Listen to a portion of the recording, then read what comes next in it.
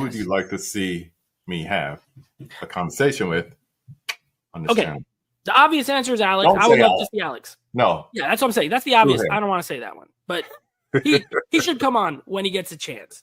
Now, you actually took. I was gonna suggest Harrison because I've never seen. I don't know if he was on here or not.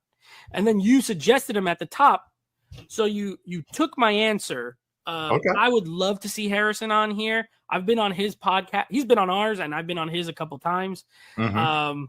We shared a meal together, and we saw Fast and Furious X together. And I would love to see him here talking with you. And I want you to ask him, how was Fast and Furious X I will. with Nate? Well, And at the we saw it at the Chinese theater out in Hollywood. So yeah, that's one question I want to know his answer to. Did he really like it or did he fake it? And I would love to see you talk with him. He got a knowledge of this old stuff like it's nobody's business. I am curious of like who got him started on this. So definitely, and I will give you credit for it. What is up, everyone? I am KB, and just like you, I love movies. Welcome back. If you've been here before, if it's your first time, welcome. As you saw in the intro, that is from a previous conversation that I had with Nate from Geeks and Flicks, and he was actually one of the people that recommended tonight's guest. Before we get to tonight's guest, I first of all wanted to check in with everyone. How's the new year going? If this is your first time coming in for the new year, I wanted to start something, and I said I would make a banner for it. So I'm just going to quickly make a banner. What am I going to call it? Oh, yeah. We're going to call it tonight's hot topic. Nice, simple, easy. And that's what we're going to put right here. So tonight's hot topic.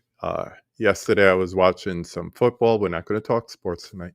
But there were a couple of commercials I saw for upcoming movies. Most interesting was Sinners, the new Ryan Coogler movie, director of Black Panther and a few others that you might know. And he has a new movie coming out called Sinners.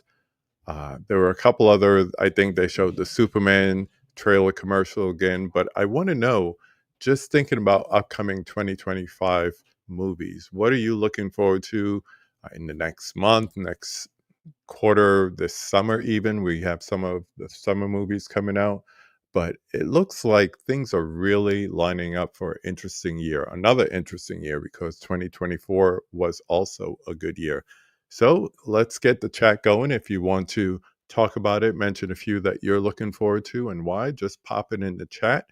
Welcome to everyone hanging out in the chat. Welcome to everyone who's just hanging out in the background, not even in the chat.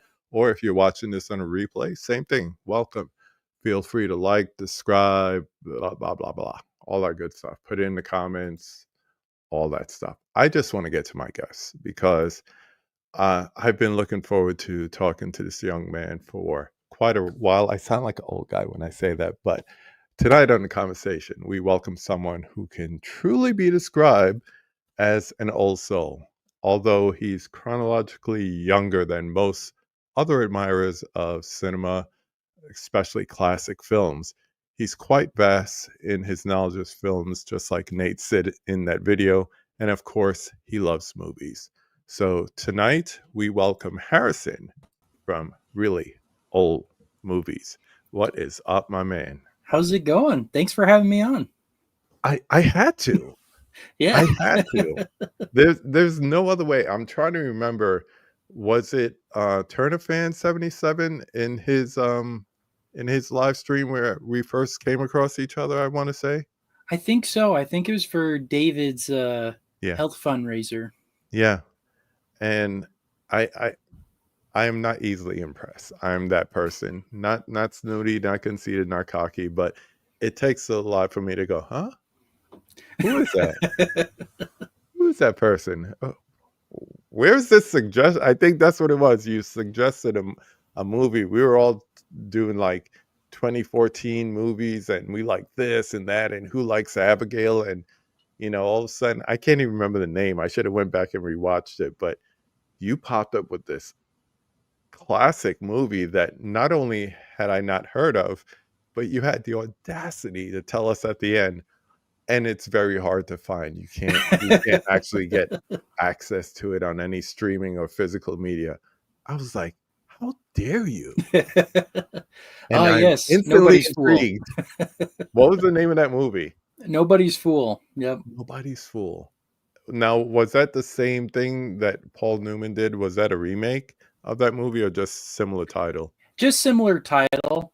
Okay. It had nothing to do with the original one. But it was kind of like you were burying the lead when you said that, and it was just golden. I was like, who is this dude? And why is he bringing up some movie? What year was that? Like 40 something, 50 something? Oh, I think it was like 37, Oh, honestly. wow.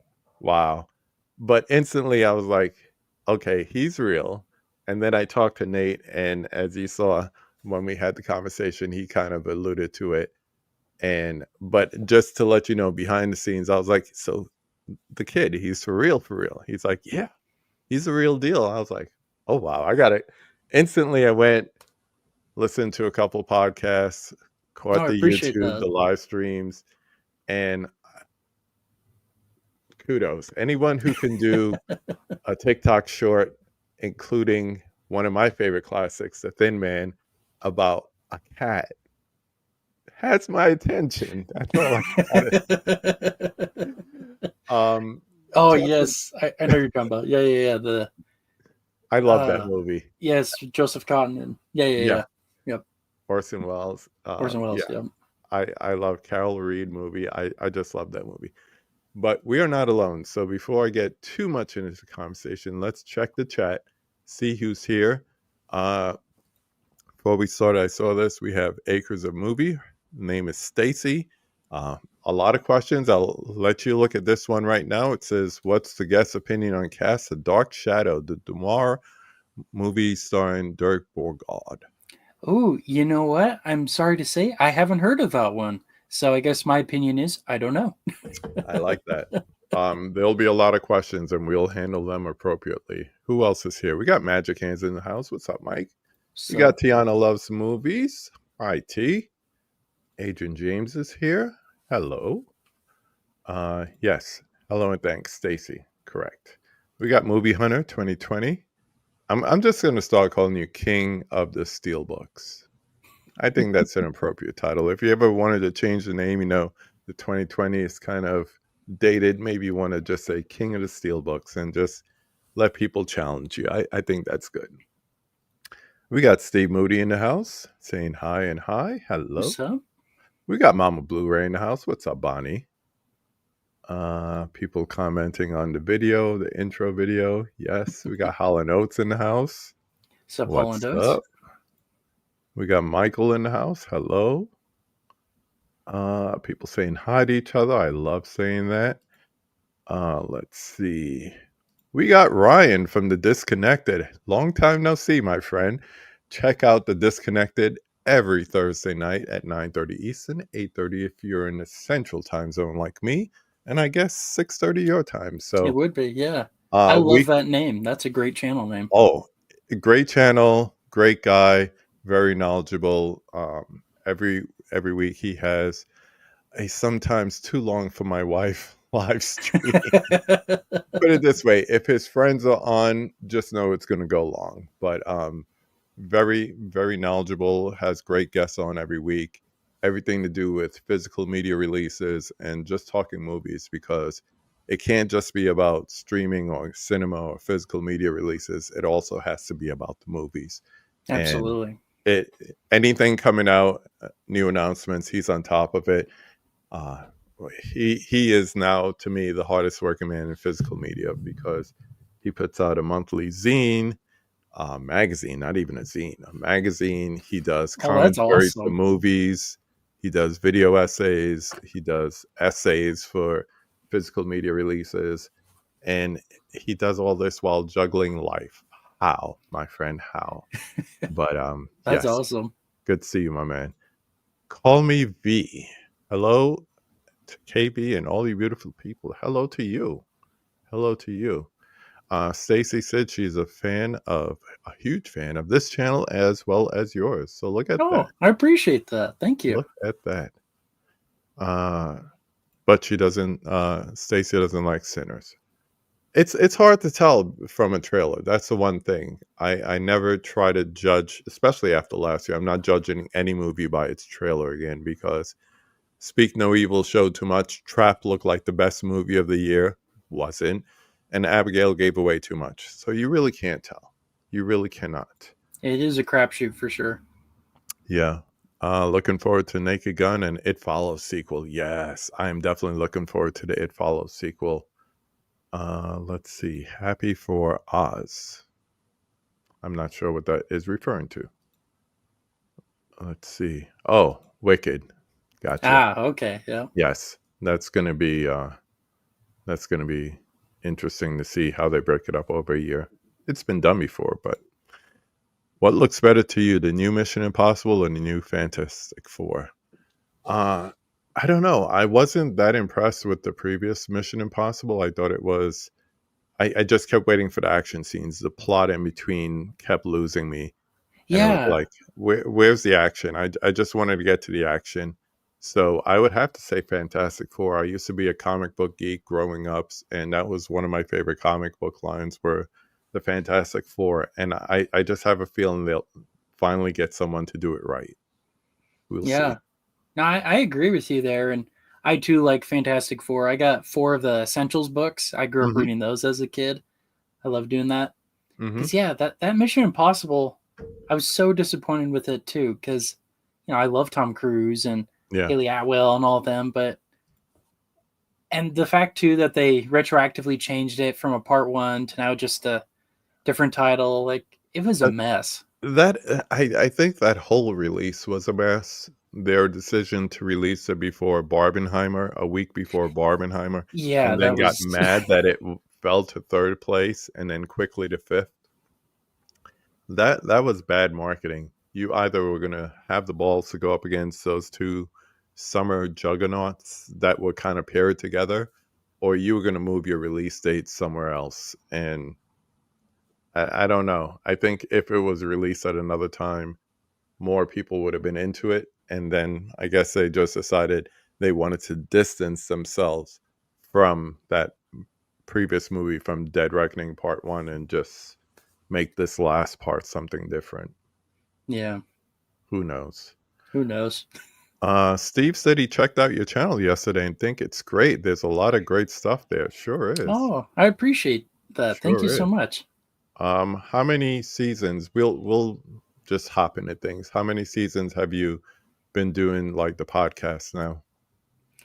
I'm in the midst of the 4th season, so come July we'll be starting the 5th one. So almost Nice. 5 years now. That's awesome. That's awesome. And we'll get into more details for those that don't know what we're talking about. We got Laren in the house. Hello, my friend. Saying What's good up? evening. Let's see. Everyone's saying hi to Laren. Always good to see him. What else? All right. I like to do a non-movie question just to kind of break the ice before we get started. So I know you went to CinemaCon Film Festival, which is Hollywood, Beverly Hills, right? Yeah, they move it around every year, just Mm-hmm. depending on which venue, because it is a nonprofit that puts it together. Yeah. So yeah. where, just randomly, where would you like to visit in the U.S. that you haven't been yet, and for what reason? Ooh, oh, that's a great question. I've always wanted to go and see stuff like Mount Rushmore or just like kind of that area of America. Mm-hmm. And I guess I would add to like go to DC, because the last time I went, I was like 2 years old, so I have no memory of it at all. I think it'd be cool to see the history of America and just the different sites there, like even going to the Civil War stuff. Like, so I guess those 2 would be awesome. We did a trip, a family trip. This is going back almost 10 years ago, as the shirt indicates. Oh yeah, good old Big Hitchcock fan. Yeah. So Heck yeah. we're driving up to Mount Rushmore, and we pass a sign, and it says, "The movie North by Northwest filmed this area," and I'm doing like 70 in a minivan. All of a sudden, and I back up. The kids are like falling all over the place, and I pull it on the side of the street, and I grab my big DSLR camera, and I hand it to my wife, and I'm like, take a picture. And it's just me pointing to the sign. Oh, I that's was just awesome. geeking out. I was so happy. So I was so geeking out. We got to Mount Rushmore, and all I kept saying is, I can't believe that sign. It's like, look, American Monument in front of you. I was like, Right. no, but the sign. But the road sign, it was so much. Like Hitchcock, that's you know, awesome. right there. So That's awesome. yeah. I love Hitchcock too. He's great. I actually just got North by Northwest on 4K at December here. Oh, you know what? Just put it somewhere. Oh, it's on top of the Jeep. Oh, let's see it. My Jeep. I splurged for the UK version. Oh, okay. This. Yeah. Is that the Zavi one? I think honestly, for last year, Warner Brothers does a better job over in the UK than they do here in the States. That's all I'll say. Because when Evil Dead Rise came out, there was a bare bones version here in the States. They got the Blu-ray and all the extra editions. And then same thing, Nightmare on Elm Street, they put out a different steelbook cover with the original art. And this did the same thing. So this is a steelbook. Yeah, that's the one I've got. Yeah, a little debossing, a little embossing on the back, a little spot glossing. So I really like the way this came out. And it has a full book yet that I'm just going to have to take some time and nerd out to when I have a chance. So this would have been also excellent icebreaker question. Were you named after Harrison Ford? I was, yes. My dad is a huge movie nerd and all that. Yeah. He always says he wanted to name me Han or Indiana, so he settled for Harrison because it's a real name. So that is so cool. That is so cool. Good job, Michael. Good job. But I always call myself Harrison Chevy because I drive a Chevy. I do not drive Ford. I like that. I like that. While we're here, we got some other people popping in. Here's another classic movie lover, Tim Talks Talkies. What's up, my friend? And we got Rich in the house. Hey, there's what's Rich. Up? Good to see you. Let's see. I've been fighting something. Thank you for noticing. I don't know what it is, but I'm here. That's all that matters. Thank you. Yeah, there's something going on. Like, yeah, past 2 weeks, everybody I know has gotten something. Yeah, and mine is all sinus nasally. So, yep. But hopefully it's on the way out. Thank you, my friend. Always good to see you, Rich. Appreciate that, Rich. Let's see. I'm trying to think of a joke, but I can't right now. We're always messing with him in our chats. You got to. That's what friends do. Laren wants to know favorite chocolate bar. How's that for an icebreaker? Oh. Well, my favorite candy just overall, I don't think it counts as a chocolate bar, but I'm going to say it's a chocolate bar, is the Reese's Pieces and a Reese's Peanut Butter Cup. Those are my two favorite right there.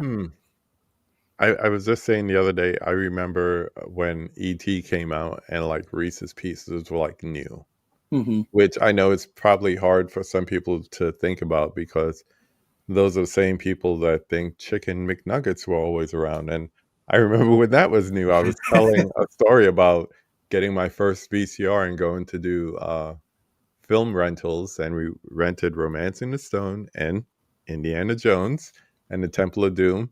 And we went and That's a good double feature. Yeah, it was. Lots of adventure. And we went and rented those two. And then we got a 20-piece chicken nuggets. And they gave you all the sauces. You didn't have to ask for a certain kind because they would just promote. So, yes, it was good. Let's get into some movie talk. Enough of that. For those that haven't been to your channel and any of your social media channels, tell us about Really Old Movies in all its forms, and then also what made you start it. Sure. So, kind of the whole goal and purpose of Really Old Movies is me sharing and talking about films from the silent era all the way to 1965. Because I've always felt, everybody talks about Marvel, DC, and all that, right? And I always felt, there's a whole, basically 100 years worth of movies that nobody even thinks about. And I feel like that there are fans of it out there. I mean, you go to Twitter, you go anywhere like that, there's groups and all that, but no one seems to be doing podcasts in the style of like, how everybody does their Marvel and whatnot. So that's kind of where I got it started, was trying to fill that gap of talking about old movies. Yeah. Yeah. Was there someone who got you into classic films? Because, and also why 1965? What is the significance of that as an end point or end date? Yeah. I'll answer the first one first. So yeah, growing up, my dad, he's a huge fan of movies and comic books and whatnot. Mm-hmm. And every Christmas we'd watch It's a Wonderful Life. And going over to my great grandma's house, we'd watch movies like Miracle on 34th Street. And I think it was in high school, I saw a DVD on my dad's shelf called Citizen Kane. I was like, what the heck is Citizen Kane? And so I put it on and I watched it and I was like, that was incredible. That's pretty much what got it all started, because that was really the first time I saw old movies as more than just old stage plays, right? Mm-hmm. That's the first time where I saw crazy camera angles and weird visual effects and whatnot. I was like, oh, wow, they were actually really sophisticated. So it just spiraled and snowballed from there.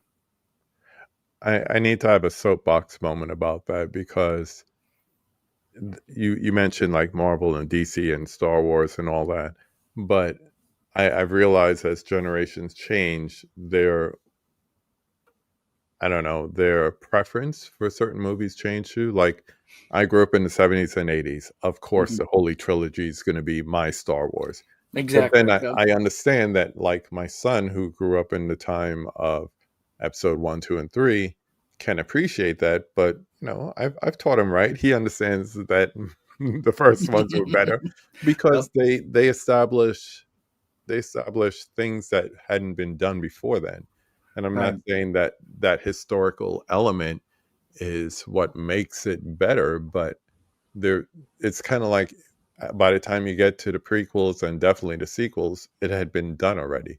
And each movie had its own like type of advancements, whether it's CGI and blue screen and all that stuff. But at the same time, story writing and things you could follow along to, and nostalgia for things like Hidden Fortress and Seven Samurai and other movies. You can't love it when Tarantino does it and then hate it when Lucas does it. So I don't know. So it's like, if you see a movie where someone's shooting from a low angle and then you turn around and you say you hate Citizen Kane, then it's like you really didn't understand what he was doing. The man ripped up floorboards to put the camera under the floor to do that with a heavy ass camera, no doubt. They weren't little handheld. They were, exactly. Yeah. So I don't know. That's my old man on the soapbox moment. But no, I appreciate that. That's you gotta what I do every day. That's what I try to do.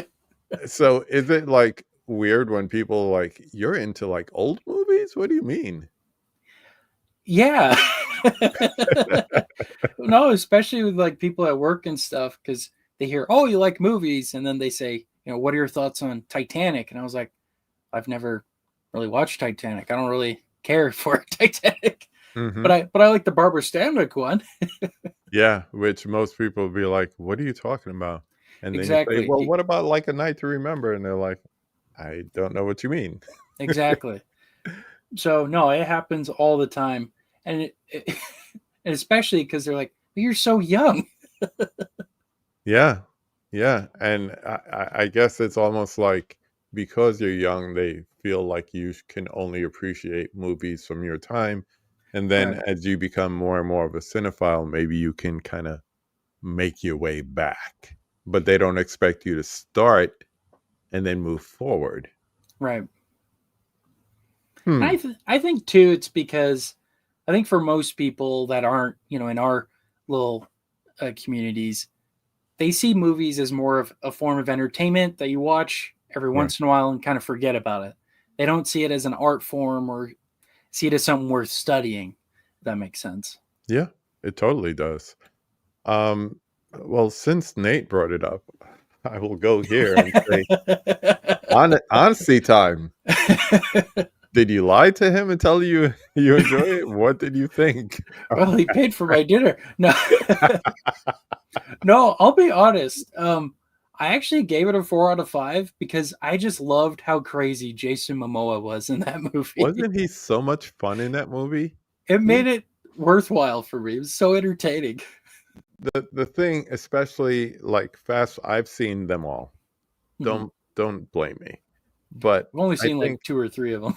After Fast 5, which I still think is the best, and then after Paul Walker died, I think like they should have just stopped the franchise right there, because everything after that is just straight hot trash. And you have serious moments where your audience members who are still packing the theaters, which is why they'll keep it going, exactly, are straight up laughing. So there's a scene in this movie where it's toward the beginning and it's a dramatic, almost wannabe romantic scene.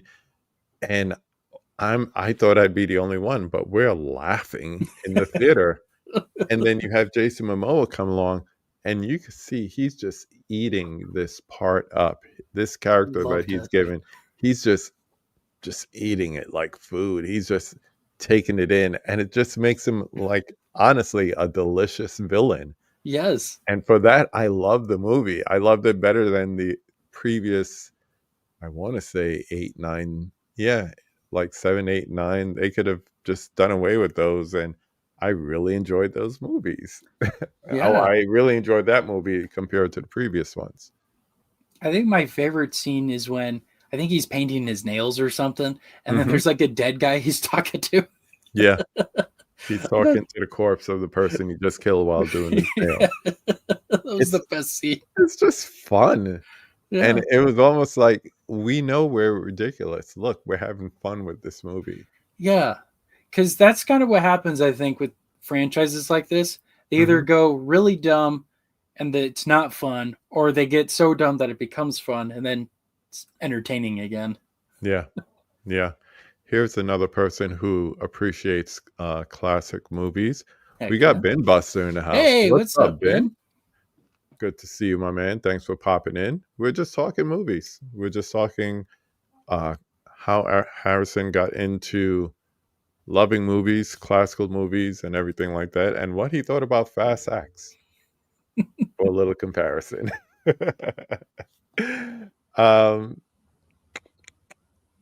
I'm not going to talk, instead of talking genres or asking you why you hate romantic movies, let's talk decades. Do you have a favorite decade of movies? Ooh.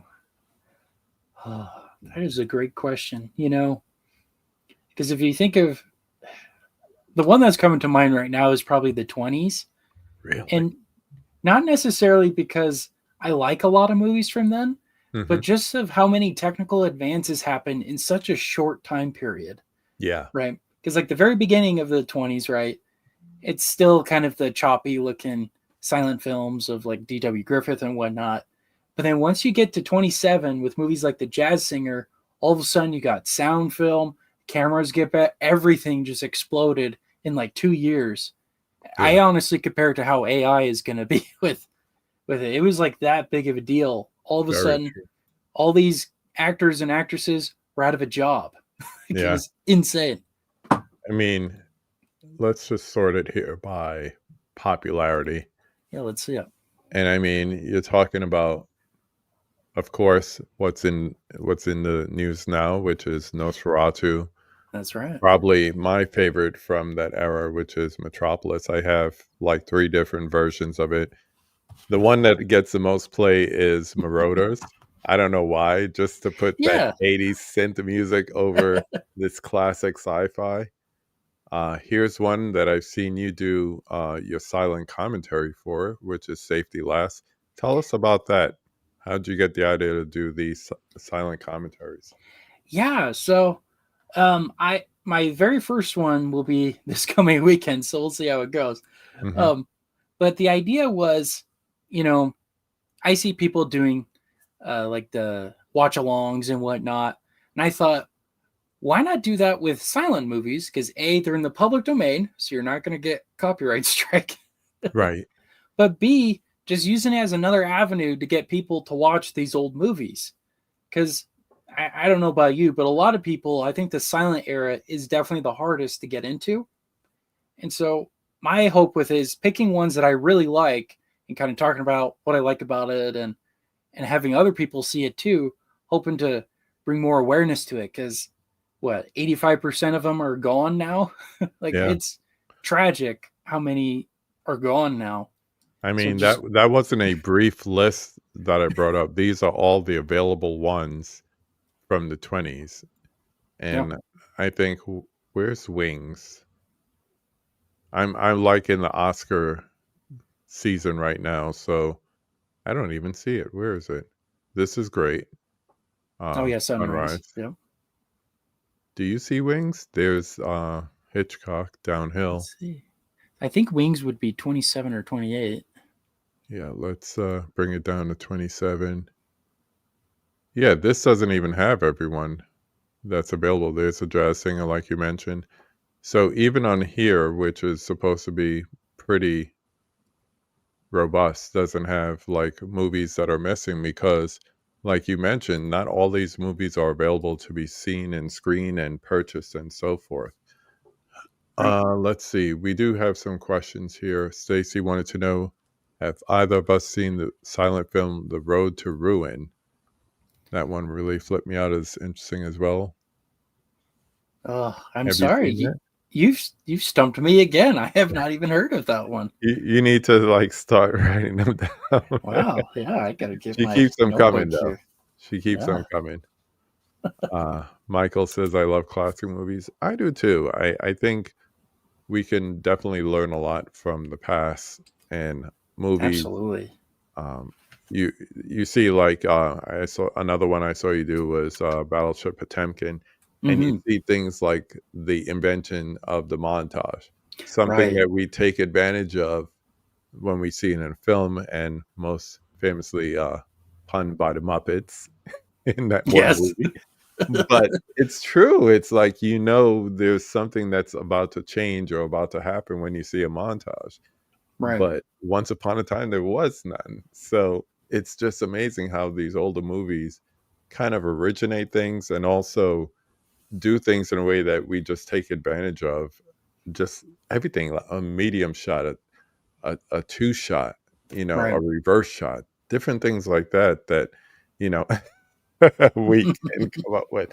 I have to bring this up. We have a former conversation guest, Movies with Leo, passing on his favorite question. It was put to him, so he now puts it to you. What's your favorite French movie? Ooh. I can't think of any old French movies, but I'll think of a modern one. You ever see the movie La Vie en Rose with Marion Cotillard? I really like that movie. Yeah, where she's Edith Piaf. Yeah. Edith Piaf. Yes, I enjoy. That's probably my favorite. I enjoy that. I enjoy any movies like that where you can see kind of like the transition or the hardship of a woman. Another one that I think of is and of course I just went blank. Unibrow. What's her name? Oh, Frida? Yes, Frida. And Salma did a good job in that one as well.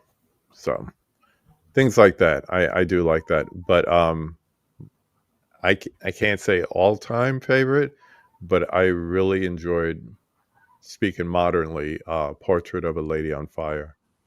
And pretty much anything that Celine Sciamma does is just, I'm in. I'm just in. It's like certain international directors, they just have to say they're putting something out, and I'm in. So Bong Joon-ho puts out something, I'm in. Just because I just appreciate them as an auteur, which is something else we don't see as much today as we did in other days, we got more people who were able to take control of their movies, and if anything, the studio just let them be because they had a track record. Right. Hitchcock being one of them. So Absolutely.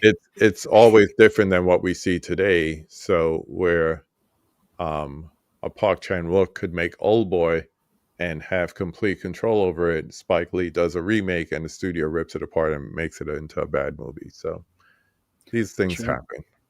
We got Mika in the house from Double Feature Podcast saying hey to everyone. What's up, sis? Amelie, another good one. Good I need to choice see there. that one. I have not seen that one. It's good. Here's a question I always hate, but I'll ask you anyway. Okay. Do you have any like super? You mentioned Titanic, which is what made me think of this. We're talking super blind spots. Like everyone assumes if you're a movie lover, you have seen this movie. Think of your biggest blind spot Oh, that we couldn't believe you've never seen. yeah. Oh man. The one that just came to mind right now are any of the Alien movies. I could see that. I could see that. I have But the first one on DVD. I just Mhm. haven't watched it yet. That is one movie. It sounds kind of crazy because it is a sci-fi horror movie compared to the second one, which is more like a sci-fi action movie. And anytime people say they like the second one more than the first one, I know what their preference is in that subgenre. But I got to a point where when I was in college, I would watch like movies that you wouldn't want to fall asleep to. Like I spent a semester and a half watching Silence of the Lambs on repeat Oh my to gosh. go to sleep. I just put my TV on sleep and just set it and go to sleep. And Alien is now one of those things. Some nights when I'm just here by myself, I'll just have old PS3 in my room connected to my TV so it could Oh play yeah. Blu-rays, and I'll just Yeah. pop my It's Alien Blu-ray in and just watch it. It's like, okay, now I could go to sleep. There you go. Mika's sister Kira goes to sleep to Alien every night. Oh, that's See, we're hilarious. kindred spirits, me and Kira.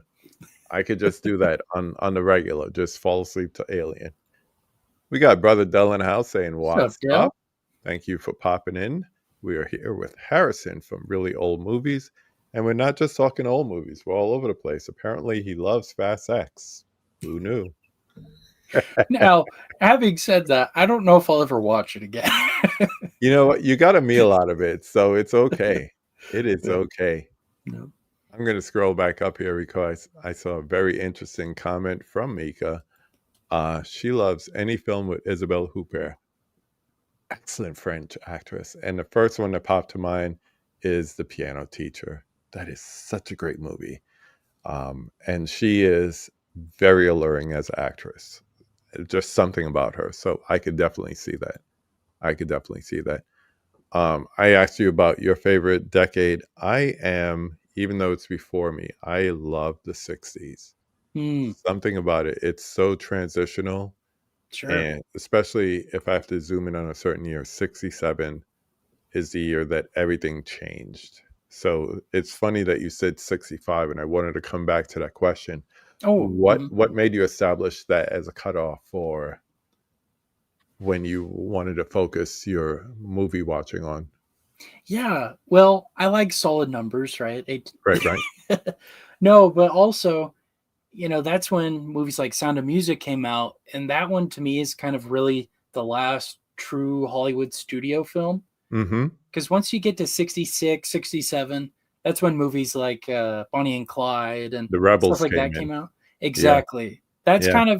kind of why I don't have anything wrong with that era, but I Mm-hmm. wanted the focus to be everything that led up to that. Yeah. I even though it's a few years before that, that's when the new America cinema started for me because like Mhm. 67 you see, like you said, Bonnie and Clyde, you start having different controversial movies, including Bonnie and Clyde, but also things like Who's Coming to Dinner and Exactly. In And the Heat of the Graduate. Night, Yep. all in that year. All in that year. That's true. 67 is transformational. And like if I had to zoom in on a year, it would be 67. Some people say 84, 82. great years, especially if you're into 80s nostalgia, but there's something insanely crazy about 67. Dr. Dolittle was probably the post studio attempt to keep that going. Yes. And that Is that movie when was Midnight terrible. Cowboy won? Was it that year? Uh I want to say In the Heat of the Night, but Maybe it was that I'm one. not sure. I should know. But This is Oscar season. I should know these things, but I don't. I don't. but no, I agree that that year was officially when old Hollywood died. Yeah. 'Cause- Yeah. Yep. But I could see why 65 is like a good solid year to cut off as far as classic movies. For a while, I remember that Midnight Cowboy was 69. Thank you, Michael. I remember for a while TCM didn't show anything past 74, 75. So you had all these great movies from the 80s and the 90s, and they never showed it. Now they'll show something from the 2000s if it's considered like a instant classic or whatever. Right. But I think Lord of the Rings is on there now. get out! You I think I serious? saw that in their schedule. Wow. I tell you what though, I used to live on TCM when I first got it, and I think most of my classic film education came from watching it on cable, now streaming it. We'll talk about that in a minute. Let me quickly see if there's anything else in the chat here. Michael adds 94 was a strong year in movies. Yeah, it was. A lot of great stuff that year. Yeah, late 60s had some great films. Bonnie and Clyde is one of our favorites. You don't have Bonnie and Clyde, you don't have The Godfather a few years later in the early 70s. And that level of violence that they were able to portray, it really broke the mold and started opening it up. Yeah, TCM started showing movies from the 80s and 90s probably in 2010s. Yeah, and before that, 70s and back, which was good because for a lot of people, that was the only way that you could see it. You know, VHS didn't have everything, Right. licensing issues. Like you said before, what was Lost in Nitrate? I remember them showing some things that looked like they just got it off the camera negative and just plastered it up on the screen. But that was the only way for you to see something. So Right. it was great. And now they have all these like genre shows, like film noir shows and all that, which I love that subgenre as a whole. Oh, me So too. I love film noir. yeah. And that leads me to another question I had because I recently watched this Italian movie called Without Pity, and the director is like from the Fellini era of things. I know you're also a Fellini fan, so Fellini actually co-wrote this. But he co-wrote this movie. His wife was in it. So not talking HUD, because I know that's the next review you're going to do, but what was the last classic movie you watched? But here, before you answer, I want you to do it the way you do your reviews. So, you know, tell us about the plot, get into your categories. So please take us through it. Yeah. Well, I'm trying to think because I'm in the process right now of prepping for spring semester of school. So I've been pre-recording so many. Yeah. So you probably won't see them for months from now. But I think the most recent one, I rewatched. Oh my goodness! Oh, Touch of Evil. That was one I rewatched because my brother and I were gonna eventually do the preview cut and the reconstruction cut. Because I've already reviewed the theatrical, but I've wanted to see the other ones because, in fact, I got it right here.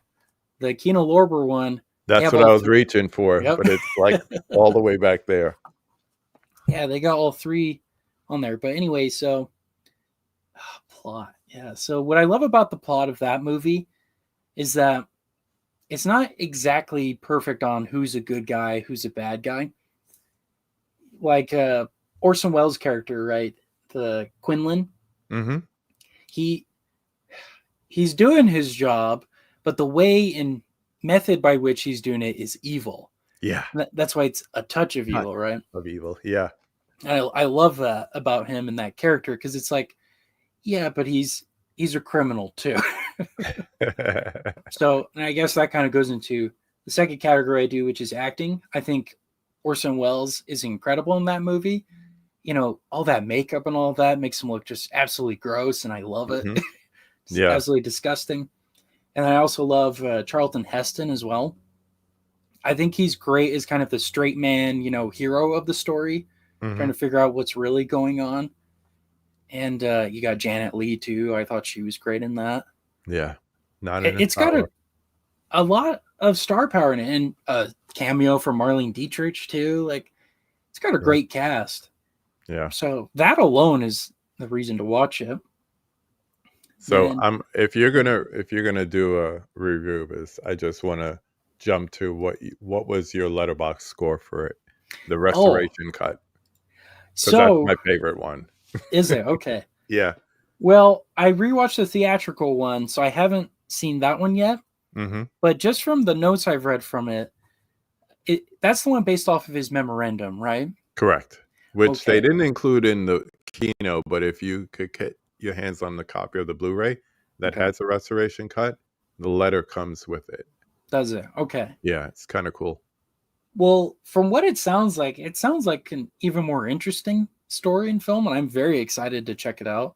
Mm-hmm. Because poor Orson Welles, for some reason, he had a reverse uh, career. Started out at top and went down. Yeah. And Just the for whole some thing is, reason. it's like he was such an auteur himself Uh-huh. that it's kind of like you can't go from just having full range and then somebody trying to pull back the reins on what you could do and how you could do it. Yeah. That would drive a normal person mad.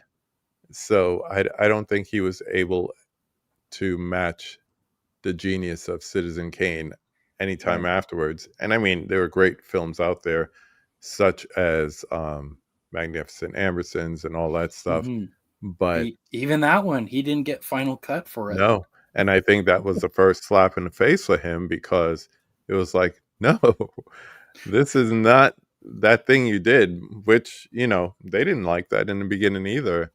And it almost destroyed Mankiewicz in the process for Right. writing it. But Well, at and the he same stopped time, working with Robert Wise too. I think yeah, it's who it was. So but in the process, it became the classic that it is. But you can't have that and then just have mediocrity to follow, because all you're going to focus on is, well, I'm a genius. You knew right. that from the beginning. I was on the Right. radio and you knew I was a genius. So Yep. I don't know. Well, what I appreciate too, though, about this Kino release, so other studios, when they release other cuts of a movie, it's not going to be the same quality or it's like a special feature. But in this case, they restored it on 4K as best quality as possible. They didn't cheap out on it at all. And I really appreciate that. Mm-hmm. Very true. We got some comments in here. Let me catch up. There was a comment about Point Blank from 1967. Have you ever seen that? I have not seen that one. Writing it down. Well, while you're writing it down, have you seen Point Break from 1991? Because you should. I want to. That's the one with Keanu Reeves, right? Yeah. And Patrick Swayze. Yeah. My daughter had her friend over. Shout out to you, Kale. We were down here in the basement just talking movies for a long time. And he said something about Point Break just being his absolute favorite movie. And I pointed him to my shelf and, let him see the Steelbook. And you would swear I just gave him something on Christmas morning. His eyes just lit up. Oh, that's And amazing. he was just, he was amazed. Michael's favorite noir is Maltese Oh, Falcon. that's a good one. Yeah, I do enjoy any of those post-war noir movies that really focus on detectives and femme fatales and all that. Double Indemnity is my favorite. Yeah, I love that one I, too.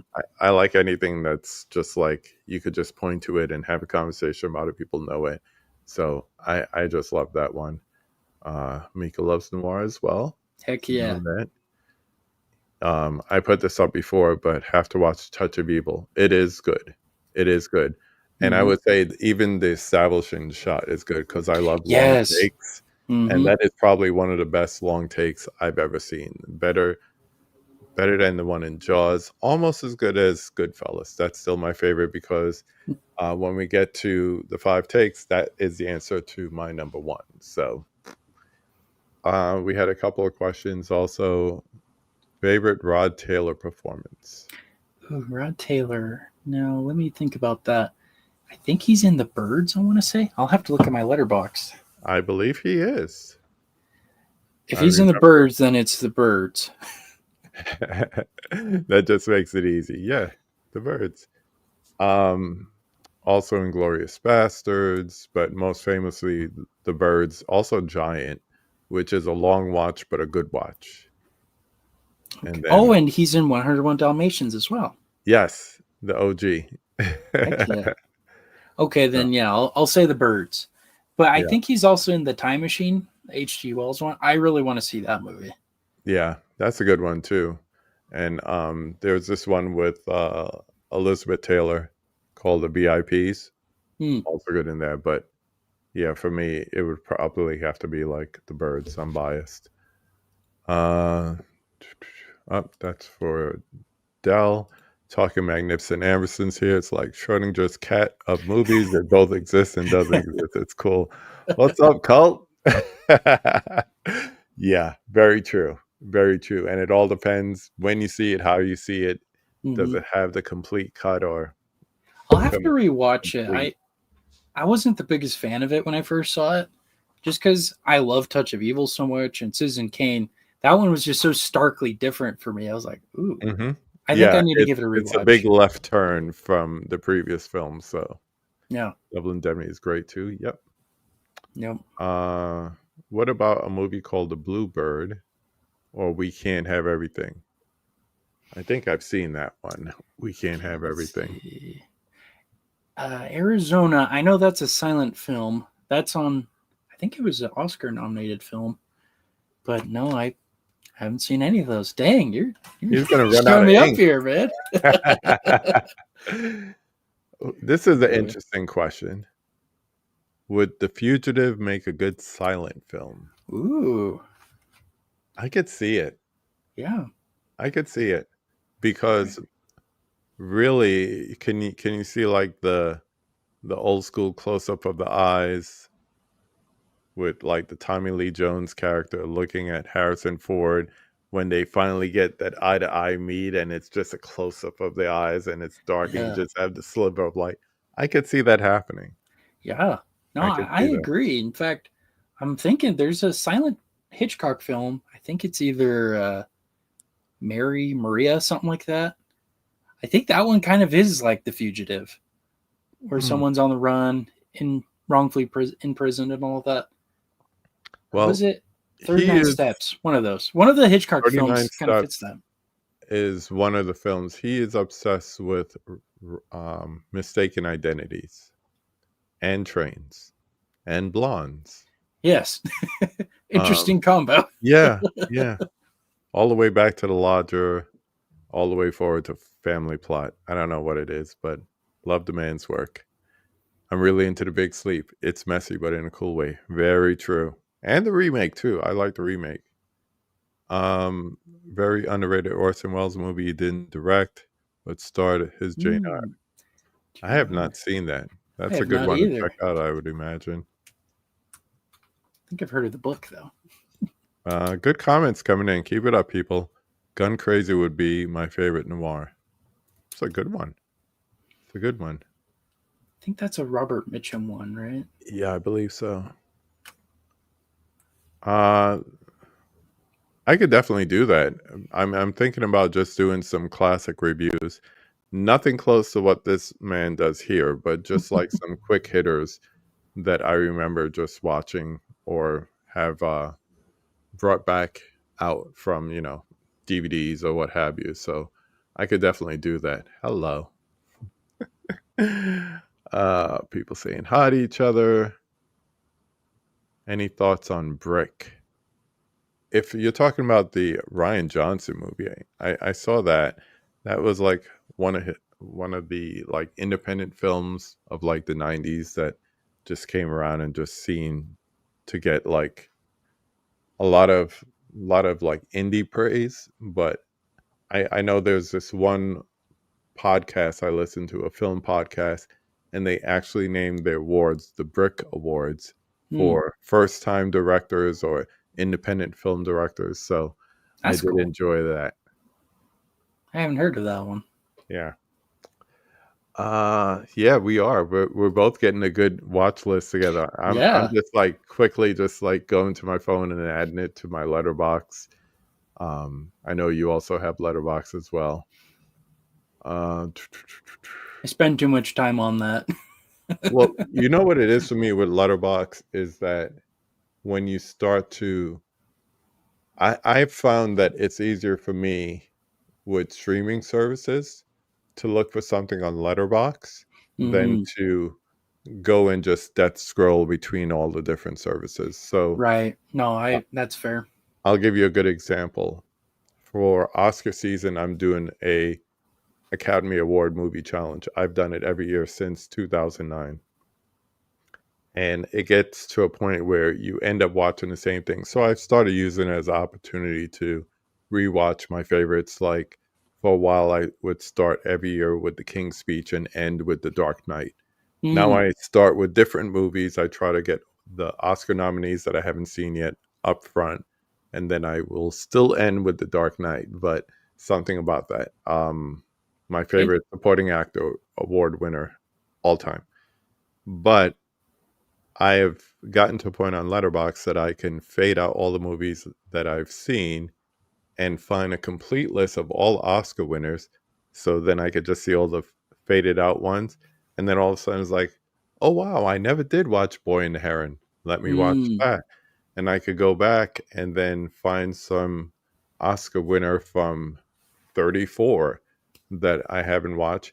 And then That's a really fun idea. Yeah. And then I zoom it out even more by saying service available on my favorite services. Now it shrinks it down. It shows me the ones that I could go and stream. Now I have something to watch. I just have to decide which streaming service I have to go that's to. really cool. We'll talk afterwards, but yeah, that's a great idea. I might even share the list that I'm using with you because that's what I'm doing until March 2nd. I'm just watching Oscar winners and this year nominees. Like tomorrow, we're going to see, my wife and I are going to see The Brutalist. Oh, nice. A couple other comments, and then we'll go back into the questions here. Thank you for all the comments in the chat. Appreciate it. Trying to keep it to classic movies here. So here's one. You're in 1922. You run a studio. You're your age now. What do you cast Buster Keaton in? Let's think about that, because I think that's right around when he had his own studio. So I'd probably want to see him do like a big epic comedy film like The General. Mm-hmm. So what topic would it be? Maybe a World War I movie. I don't think he ever did a World War I movie. That'd be interesting. Because I know Charlie Chaplin did, and that one was pretty funny. So to see him doing that with the stone face and all that, I think would be hilarious. For sure. Thoughts on The Treasure of Sierra Madre? Oh, that's another blind spot of mine. I know. But I could tell you my thoughts on High Sierra, also starring Bogart. Humphrey Bogart. Yeah. Let's see.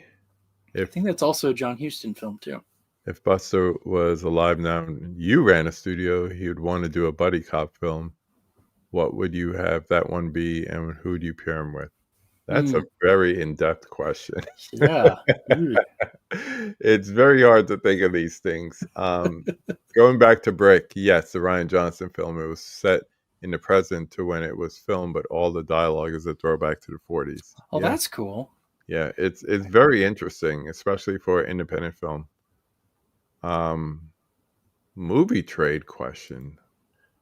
Stacy with these questions. Trade one Humphrey Bogart starring role in a movie for one James Cagney. I have an answer to this, but okay, I'll let you answer first. Sure. Well, I've seen a few James Cagney films. I really liked Roaring Twenties, which, funny enough, also has Humphrey Bogart. Mm-hmm.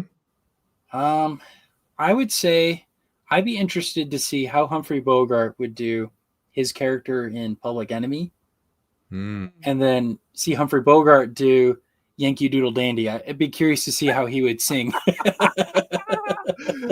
That alone, I'd pay admission for that to see Bogey like do a song and dance. Yeah. You mentioned Roaring Twenties. I was going to say just reverse their roles Oh, yeah. because Over too. I'd like to see Cagney play the heavy that way, which it's kind of like typical once you look at like the gangster movies and all that. But yeah, White Heat Cagney, that would be how Bogart would probably play it. So Probably, I would yeah. like to see that. White Heat Bogart, Dark Passage Cagney. Good. That'd be an interesting one. Of course, he wouldn't be in it for half of it. He's all wrapped up, but Dark Passage. I have one more question before we land the plane and get into the 5 takes. And this is really an advice thing. So let's say there was this guy and he wanted to take his YouTube live streams and kind of translate it into also being an audio podcast. How would you recommend someone make that crossover? Because you did it the other way around, correct? I did. You went from audio only podcast to doing the live stream, which is also now the podcast. Yeah. Okay. I think the way. So let me think about this. So from I'll get to that. I think the way I would recommend it is. That's a good question. Well, think of it, because that's honestly what I'm going to do. I'm thinking about starting these conversations and just taking excerpts from them and putting them into like audio podcasts. Because you know, it's going to run a little long, as you can imagine. So I'll cut it back, cut out a few things, and just have it be more of like an interview style, but also have it more conversational as well. Yeah, I would say then. I think focus on like the main discussion if it's going to be like these shows, and try to have it almost cut to where it's like those old interview shows you would see on something like Turner Classic or one of those ones where you're basically condensing an hour and a half or 2 hour interview into like 30 minutes. Yeah. And just taking the best of that. I don't know if you've heard of Anchor, or I guess it's Spotify for podcasters now. Yeah. Is that what you use? That's what I use. But they also have videos on there now. And I would also, too, maybe as a visual thing, because you could get transcripts from live streams and whatnot. I would see kind of in the transcript where like the best segments are. Yeah. And just try to edit those together. Almost make it like an article that, like if you went to a website and click play the article, have it play that way too. I will talk to you further on that. But yeah, good advice. Good advice. Yeah. That's how I would do it. All right. You ready for the 5 takes? Yes, sir. The 5 takes, the 5 questions that we ask at the end of every conversation. We're going to start the way we always do it. Number 1, name the film that made you fall in love with the movies. You know, this was a very difficult question for me to answer. Why is that? Well, the reason is it depends on the time of my life, right? If I'm just talking as a kid, just in general, I would have to say something like Star Wars. But if I wanted to talk about, and that's just like story and all that, but what made me actually fall in love with the process of filmmaking and storytelling and all that is a totally different film. And it's the one I wrote down, and it's currently my favorite movie of all time. We actually talked about it a little bit. That would have to be Metropolis from 1927. Really? In fact, I'm repping a Metropolis shirt right now. I did see the top of it. Yeah, I like that. So what is it about Metropolis? Well, what I love about it is no matter how many times you watch it, and this is the complete version, so not the Giorgio Moroder, as much as I love the 80s music. But what's amazing about this story is that no matter where you lean, whether philosophically, ideology, all of that, you can have a different interpretation of it, right? Like I've heard some people say, oh, it's communist propaganda or fascist propaganda, whatever it is. And what's amazing is it's all of those. It's all of the above, right? Yeah. For me, I kind of look at it as more of a story of, how we can work together as a society, how we can, progress towards, I hate to use the word utopia, but I guess utopia, right? And that's learning to work together, right? The whole message of the movie is the mediator between the head and the hands is the heart. And I just love that. Yeah. And it's from a silent film that totally bombed, that was missing for like 30 years. Nobody even knew about. Like, right. It's insane. Totally bankrupted the studio. So great. And the funny thing is that Lang had a career after that. And that's a good thing. That's a good thing. Absolutely. Let's go on to number 2. Name 5 of your favorite films. Well, I actually prepared for that, and I got them all right here. we forgot to mention that Harrison is also a physical media collector as well. Yes. And it's a little too much. I need to get a bigger bookshelf. I'm taking up too much space here, but I know the feeling. I'll start off. I'll just go briefly. Number 5, Touch of Evil. Great movie. My favorite Orson Welles movie. Number 4 is actually, funny enough, a more recent film. That's Dune Part 1. Absolutely love Dune Part 1. Is it because of the adaptation? I just love that story overall. Yeah. I think it's a really fascinating tale of, what happens if the messianic figure is not such a great guy. I think that's a pretty interesting story. And funny enough, I actually like the movie more than I like the book. And that's a very hot take, but yeah.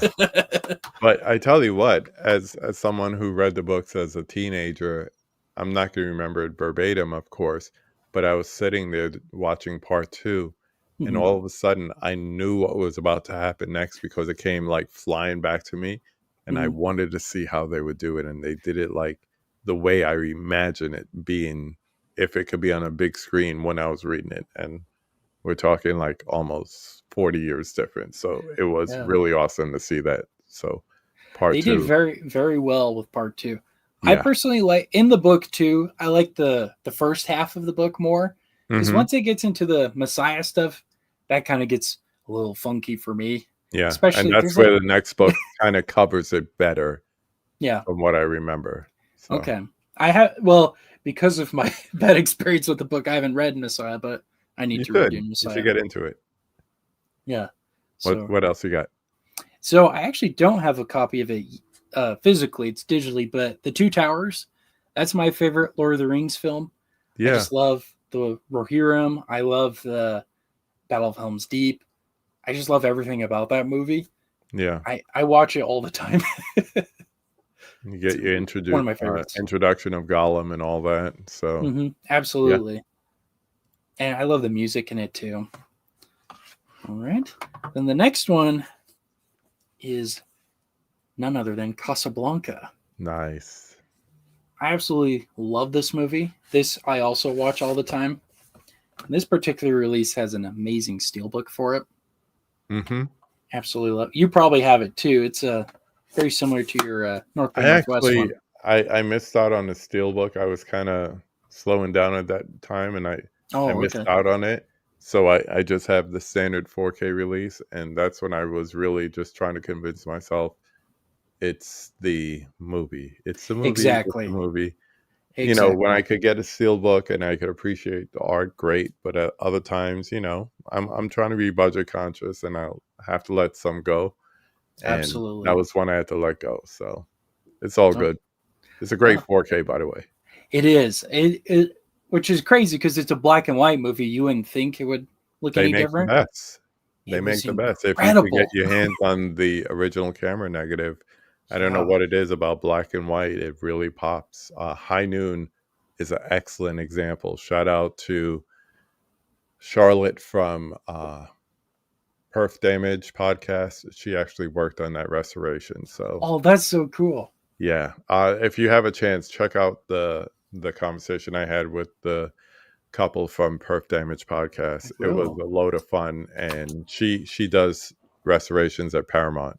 So that's cool. Yeah, that is a killer job.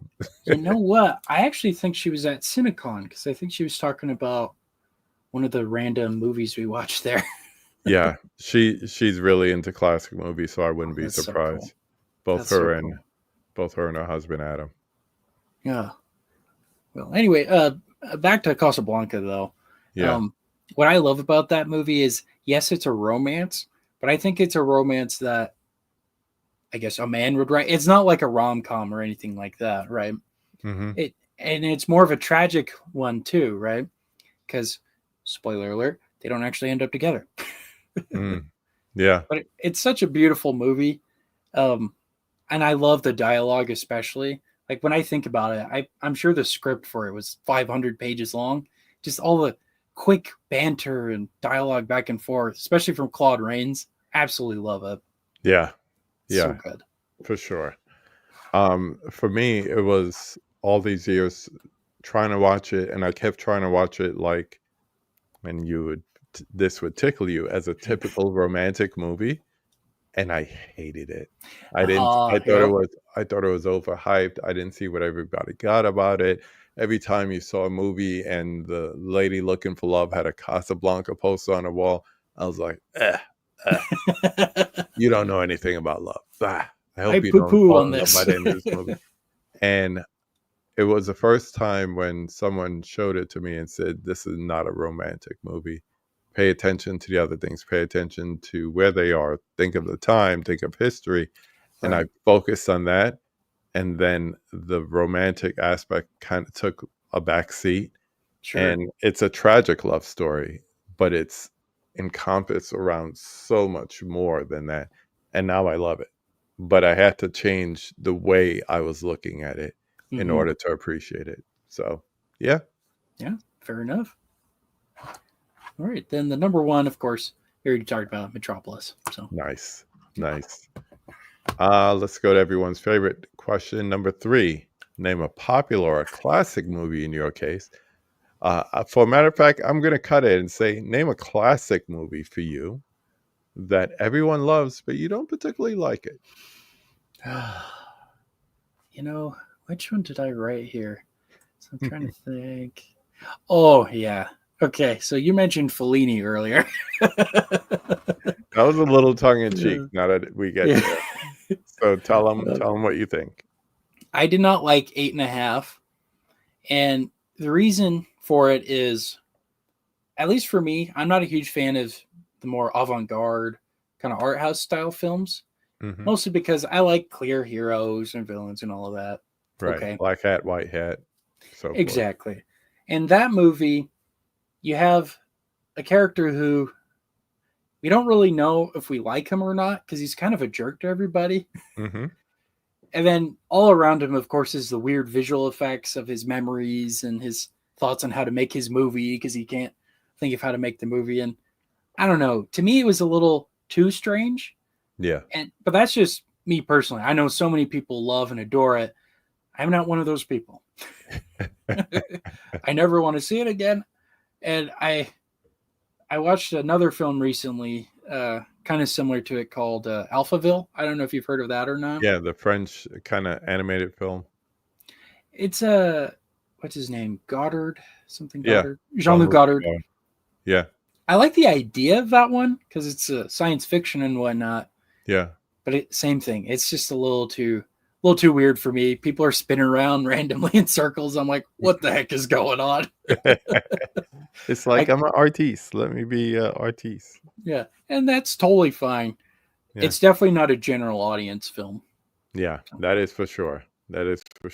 Let's flip that and go to number 4 and name a critically hated movie that you love. Yeah. So this will be kind of a left turn here. It's not an old movie. I don't even know if critics really hate this one, but Thor: The Dark World. It is. I would say out of the Thor movies, that is the one that most people just crap on the most. Yeah, and self included. Oh well, all right. I'm gonna plead my case. Please tell me. No, what I love about it is gets into more of the lore of Thor. The lore of Thor. I wasn't trying to rhyme. I'm sorry. No, I like that. Right. It was going more into the history of that and the Norse mythology, and I like that version of Thor more. Where yeah, he's kind of funny and all of that, but he's still like a tough guy, right? He's still the king, or going to be the king, right? I miss that version of him because after what was it? What's that? Thor Ragnarok. Yeah, I that liked him went in that. 180. That went in a totally different Direction, and I was not a fan of that Yeah. because I was like, no, we need the strong, tough Thor, and he can make funny quips. He's a fish out of water. You can make so many jokes with that. Mm-hmm. But they dumbed him down, and I haven't been happy with how they've treated him since. So that's my case for Dark World. The way I see the Thor movies is we went Shakespearean. We try to go Norse mythology with Shakespearean touch.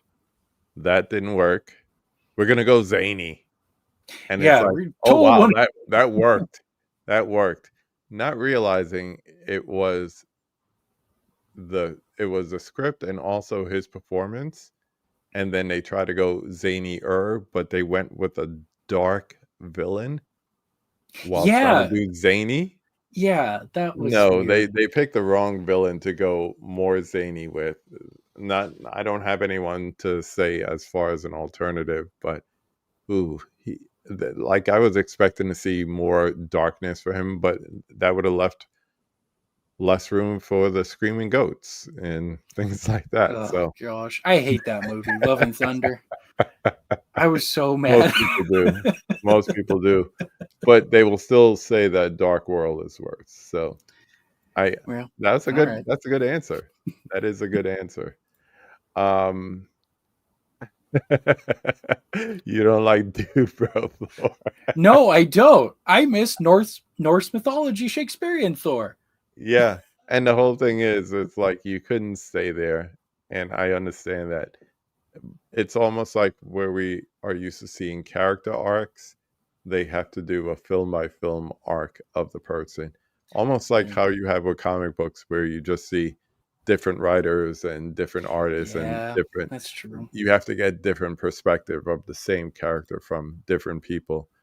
Yeah, I think we all got good lists from questions and from recommendations between the two.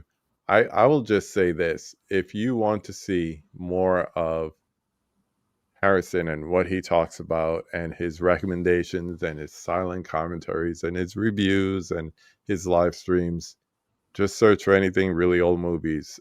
Tell the people where they could find you. Absolutely. So you can find me pretty much everywhere. Facebook, Instagram, Twitter, X, whatever it's called now. You can find me there. YouTube, Letterboxd, and Criticless. So that's a kind of Letterboxd alternative. Mm-hmm. That one's kind of cool because you can make groups and talk with people on it. It's almost like MySpace meets Letterboxd. It's really cool. Yeah. Shout out to Blaine. Yeah, he's awesome. But anyway, you can find me there, all at Really Old Movies. If you go to one of those places, you'll see a link tree there, and it'll have all the links there. So. Yeah.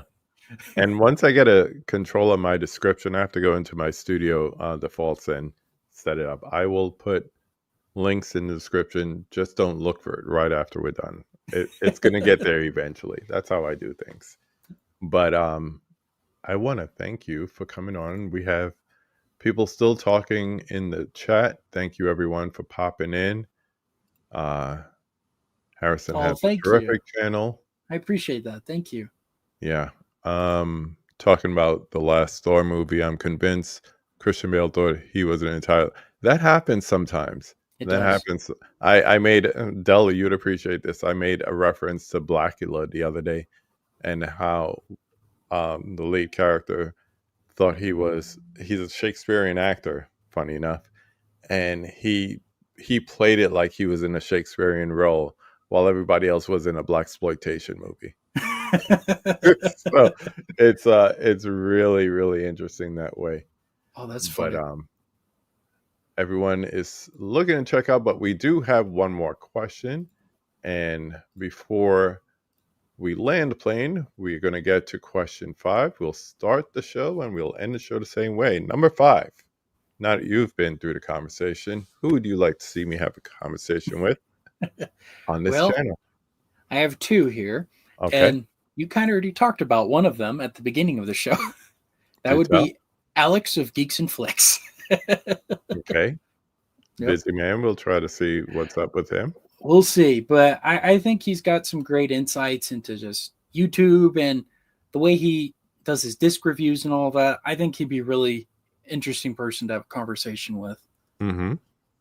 And then the second one, he's kind of similar channel to mine. His name is Nathan Hale of Maple Street Movies.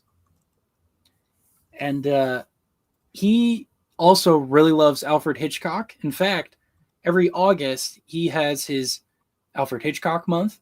Yeah. That's when he was born and whatnot. Yes. The day before me. Oh, okay. There you go. I think that's 12th or 13th, something like that. But I recommend Nathan Hale, Maple Street Movies. He's a really cool guy.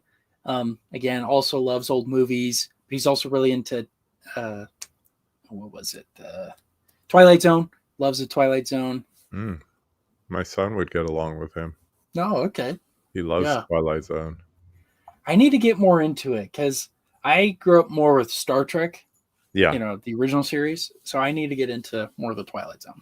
If you can make the transition from Star Trek to Star Wars, you can get into Twilight Zone, because Twilight Zone is more like Alfred Hitchcock Presents than it is like Star Trek. And what I always say is that turn on Sci-Fi Channel on 4th of July and don't go anywhere, because they just show an all-day marathon. Oh, okay. That's cool. Every year for like the last 30 years, that's what the Sci-Fi Channel does. They show unlimited Twilight Zone. I think it's a 24-hour marathon of different episodes. And I'm sure it's always on a streaming service, whether it's Prime or whoever. So another way to catch it if you don't want to wait till summer. Yeah. I don't have cable anymore, so I didn't say anything about cable. Oh, Thank you, sis. I appreciate that. Thank you, Movie Hunter. Thanks for popping in and hanging out. Thank you to everyone else who was in the chat. Mika, Del, Stacy. We had Rich earlier, Steve Moody in the house, everyone who was in here, Michael, Laren, everyone who's just lurking. Lurkers are welcome as well. I want to thank you again for coming on. We're going to have a we're going to have another episode of the podcast of the round table soon. Just a matter of getting people together and getting a date. I do want to set up one that just discuss Hitchcock. I know there's Hitchcock fans out there, and I just want to have a diverse set of people. So that would be great if I could get Nathan and we could talk Hitchcock and everything. So it'll be great to have him on that way as well. Not everything has to be a straight up conversation, I've noticed. So sure. It'd be great to do that. Have a good night, Steve. Thank you. This is not the time of year to take off. I have too many things coming up. I'm already looking at December vacations, so I'll get better. I work from home, so I could handle it. Good night, brother Dell. Always good to see you. Check out Dell on Movies. His movie swap is always fun. Hopefully he has some upcoming guests for people to check out. Otherwise, just check out what he's already done. I think I'm on there once or twice too. So again, I want to thank you, Harrison, for coming on. Check him out. Really Old Movies everywhere. Yep. I'm everywhere. even the save TikTok. So yep.